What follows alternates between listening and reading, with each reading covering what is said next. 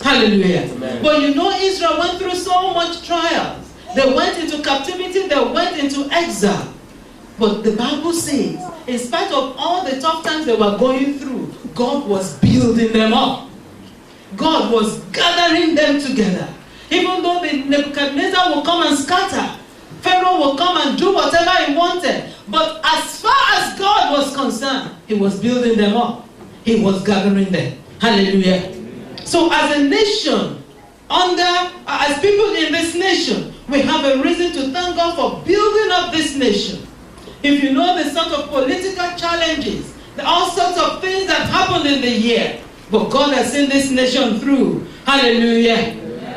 God has seen the nation through. So on behalf of the United Kingdom, we are saying thank you. I want you to say thank you, Lord. On behalf of the nations that are in this church, that are represented, from all over the world, we have come together. Many of our nations went through a lot of shaking. Some went through famine, some went through war. Some of our brethren came back from Iraq this year. Amen? Yeah. We say thank you to God on behalf of the nations. Hallelujah. Why? Because God is building up. Our God is the God that builds up. Our God is the God that gathers. Hallelujah. And then the second part of it is personal thanksgiving. From verse 3, David opens my eyes to see. He says, God heals the brokenhearted. That is, yes, your heart was broken. You received news that made your heart to faint. You went through experiences that made you to lose sleep. You had relationship trauma that made you to wonder, why am I in this relationship? You went through exams, you were not sure you will come out successful. But God heals the brokenhearted. You know, I can come to you with a word of encouragement. I can come to you to say, don't worry, it will be well. But when God heals that pain, when God steps in and takes away the sting of the pain, then you know you are healed. How many people want to thank God for healing their broken hearts? Hallelujah. Amen. And you know what? It's a continuous work. He's done it before, he will do it again. He will do it again. The Lord will strengthen your heart in the name of Jesus. The Bible says he binds up our wounds. So not just does God take care of our emotional challenges, even when we have physical pain, sickness in the body, physical pain, wounds that are very deep. What the doctor says is incurable. The doctor can treat you, it is God that heals. The doctor can care for you, it's the doctor that heals. How many people receive the healing from God this year? Whether it was a headache or it was something worse than that, only God heals. Hallelujah. Actually, for him to do the work that he did in your body, it was not by mixing chemical. He had to bring Jesus down to earth. He allowed men to beat him so that blood was flowing. So that every time God sees the blood, he remembers you need to be healed. Hallelujah. Yeah. I want to thank God for healing. The Bible says he lifts up the humble and the downtrodden. He lifts them up. Do you know that as far as society is concerned, some of us are not relevant? Hallelujah. But let me tell you, you are a church in transition. Oh, a few people heard me. God bless you. I said you are a church in transition. You know there is going to come a time when they will not make any decision unless they have spoken to you. When they are going to consult with you. Why? God lifts up. So you should not be worried about the low level because it's an opportunity for lifting. Every time the person before you beside you says it's an opportunity for lifting. Oh, if Esther knew what God had in plan when she was just an orphan, just an ordinary person. Hallelujah. You know, it's even good if you're in the care of your parents. But when you have someone looking after you, you will become double low. Amen? I don't know how to put it. Because when you are in the care of somebody, you are their mercy. That's what I want to say. But when God looks at that situation and begins to draw you, and begins to lift you up, and begins to prepare you for the palace. Hallelujah.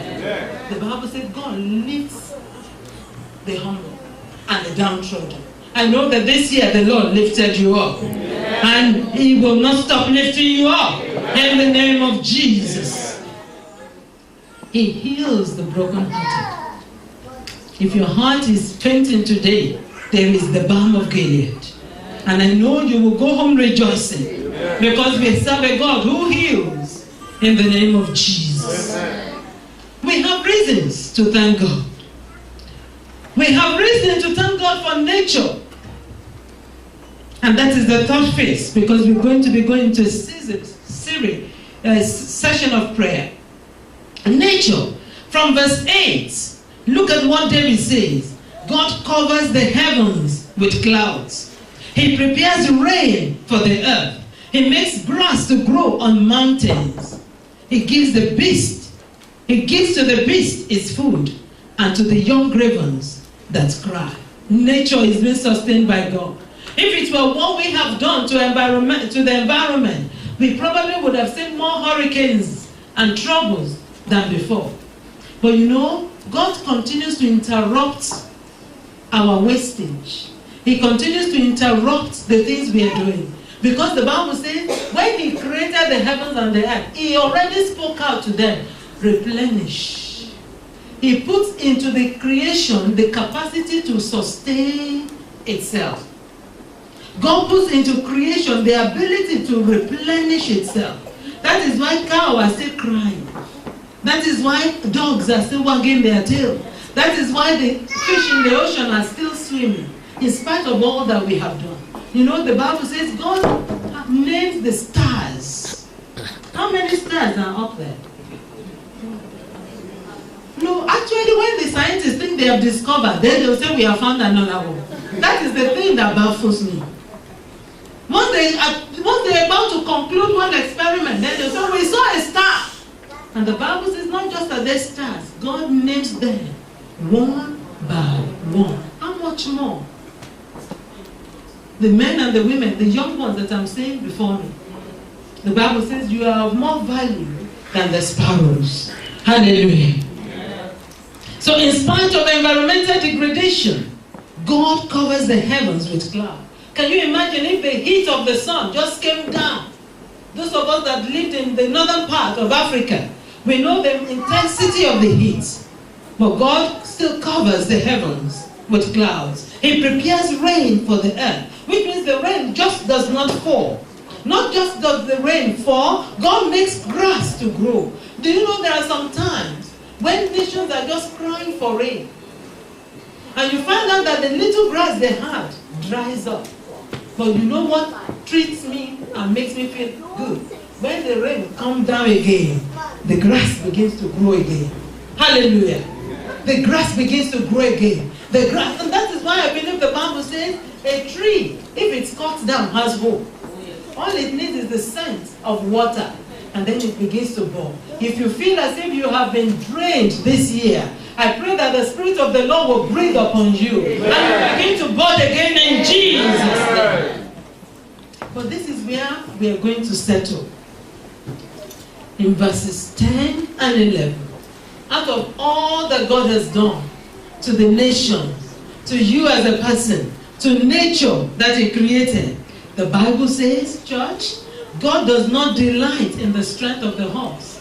And that is why I so much appreciate the word that came out, that God exalts the humble. He does not delight in the strength of the horse. I can do this, I will do that, I must do that. If I don't get it, no one will sleep. God does not delight in the strength of the horse. He takes no pleasure in the legs of a man. How many of us are tall that we believe that we have all the legs? All you need to do is to go in, your legs can. The Bible says no. That is, it does not believe in your connections. I'm sure people from Nigeria probably understand what it means to have leg, long leg. Oh, do other nations use the same word? When you have connections in high places, networking. Hallelujah. God is not interested in the legs of man. So God recognizes the fact that truly some people have legs.